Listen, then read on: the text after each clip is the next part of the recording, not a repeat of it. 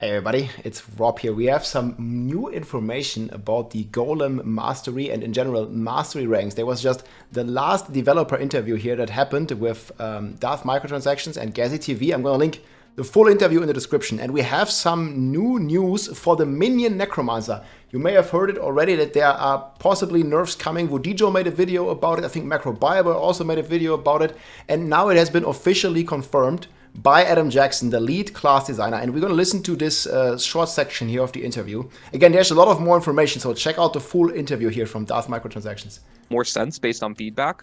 And then we did adjust some things that were just the typical, this is early in development and wasn't intended at all, but it's PTR, so, you know, this is when you get to see it. The ranks of Golem masteries in that category, I think people were getting crazy, like 25 plus or something ranks. No, it's supposed to be just like every single other passive that you get. It's only in, you know, very few slots, and it's very special when you get it. So, you know, if you were planning on making a Golem build where they slam for 2 billion damage, you're not going to do it via... Spoiler alert, they're still going to do it. ...mastery ranks. But I'm sure there's other ways to still make things crazy. They want the stuff to hit for that much. So what he said is this Golem mastery, you might have seen the screenshots here, like this is the current way it was on the PTR. You could get up to 28 ranks on this Golem mastery. And now we're going to do the math and see how much of a nerf it actually is and what it means for our final DPS output of our S tier build, the Minion Necro. And I can already say the Minion Necromancer is just fine, guys. This is a slight adjustment, aka a bug fix from the PTR. And it's not going to impact the S tier ranking of the Minion Necromancer at all. It was already so tremendously powerful, and it's coming a little bit more in line, but not much, and it's still going to be the strongest build in the game by a good margin as far as we know of. Obviously, there might always be some hidden builds, some secret builds. We'll see what's happening. The PTR was only 7 days. So yeah, this stuff is no longer possible. So your new Golem Mastery is probably going to look something like this. So you're going from 700% X down to 200% X. That is about a damage multiplier of like 700% is times 8. And you see here 200%, it's simple, is times 3. And then the difference of those two is 2.67. So that means your damage is going down roughly divided by 2.5, right? But then instead of having this Golem Mastery on your helm and masterworking it, you are also getting other stats. And I have created a helm here. This is how the new helm could look. So you see, instead of the int, instead of the Golem Mastery, you know actually masterworking the intelligence, and you get another life roll. Obviously, this old helm was better, but this helm doesn't exist anymore. So it's just going to be a helm like this. So you gotta make up for that. Like you get, I would calculate it like about 20% more overall, because you're gonna do this on multiple pieces. You're gonna get a bunch more intelligence. Maybe it's like a very optimistic assumption, but I think it's gonna be fine. And the total difference is gonna be roughly divided by 2. So your damage, like these crazy damage numbers that you saw here. For example, here there was this Chinese video here. This guy was hitting for 4 billion on the actual boss. You guys can see it. This boss just spawns and he just like completely shoots him out of this. This is an uber boss, hardest boss in the game. He just completely one-shots him. And yeah, the damage is just gonna be fine. Like against the target dummy, I think the damage even went higher. Like he was actually hitting for 6.6 billion here. But even if we're concerning like the 4 billion number, and we take this number and we divide it by 2.25, 2.22, like we're still looking at 1.7 billion. And I'm going to link this video in the description as well. Like this guy was not optimized. You see he only had, like, obviously this is in a different language, but he only had 3 mastery ranks on most of his gear anyways. You see, okay, he had 4 here, but he didn't masterwork this and stuff. So there was a lot of room for his damage to grow. So I'm thinking, or I'm actually very positive that we're going to see this Golem hit. Like this was already a hit we saw, 6.6. So I'm pretty sure we're going to hit this see this Golem hit for at least 3 trillion and probably more like 5 billion. So probably more like 5 billion damage. And again, Uber boss HP in solo is something like 2.2 billion. So we're going to be just fine. I mean, we're still going to be one-shotting those bosses, and the build is going to be fine. It's going to be remain in S tier. And on top of all of this, guys, this build is one of the best starter classes in the game. You may have seen there, I have an Elias kill here. Like, you just get this Minion Necro, and it's also the leveling starter set for Necromancer. So as you progress through your season journey, you're going to unlock a set of legendaries for the Minion Necro. And this obviously helps to be a very beginner-friendly build in general, because you, first of all, you get all the aspects that you need while leveling. It's very easy to level. It's also a very easy playstyle. The pets will do a majority of work in the end game. If you want them in max and do this like billions of damage, you have to follow a specific rotation. Then it gets really tough, because I've seen a lot of other people say that the Minion Necromancer is super easy to play. It's easy to play, like if you just, don't really mind about your damage output. But if you want to hit for these billions of damage, it's not going to be easy to play. You have to follow your rotation. You have to, like you see, he's going to do it in this video here. You have to cast all your skills. You have to curse the enemy, first of all. You have to do corpse tendrils.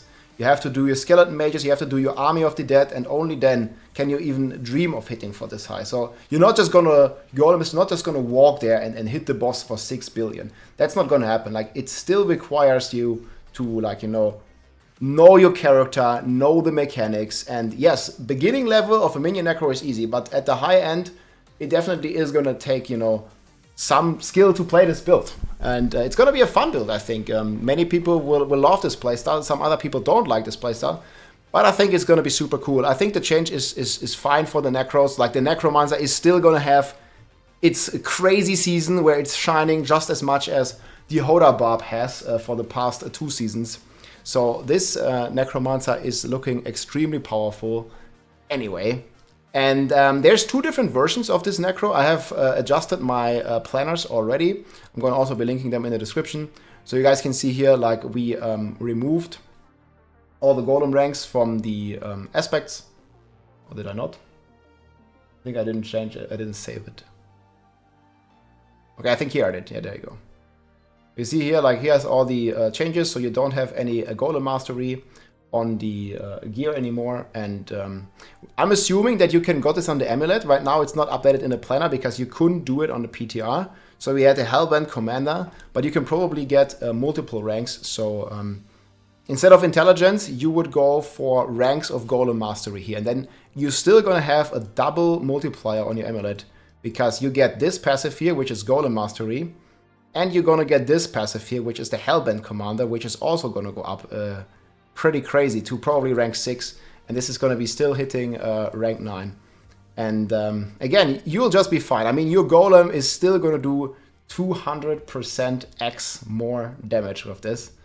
And yeah, if you want to play a strong build and you have want to have an easy time leveling, I think Macro did the World Tier 2 boss. I can show you this clip here. This was Ponyhoff actually completely killing Elias. This is just a capstone dungeon to unlock World Tier 4. So he's in the Fallen Temple, he's killing Elias, and his Necromancer is only on level 54. And just watch this boss kill. Many of you who've played, like, I don't know, like a Rogue or Barb, like, can struggle against this boss, right?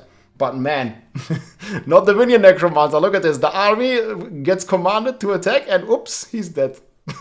So, I mean, the Golem Necro just looks at Elias the wrong way, and he's already dead.